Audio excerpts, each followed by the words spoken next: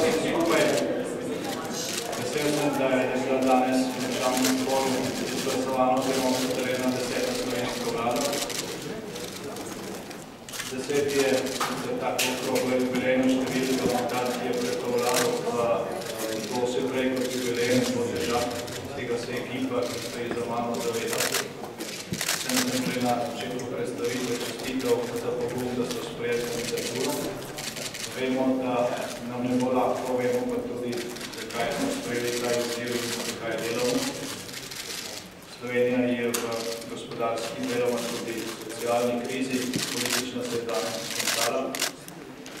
In to, da Slovenija izide iz krize, je glavni izziv te vlade.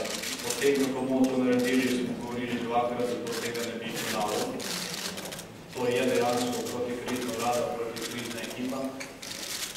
Tega se zavedamo, ker stvari, ki bi bile morda v drugih bolj normalnih časih uspeli, zdaj pač ne bodo, čeprav se bomo trudili, da nič ne bo ostalo pozabljeno. Glede na to, da ne bili zadnjič prikrajšani za nekaj vprašanje, je ta prilika zdaj, vendar pa ta čas ne bo prav dolg, pa zaprosim.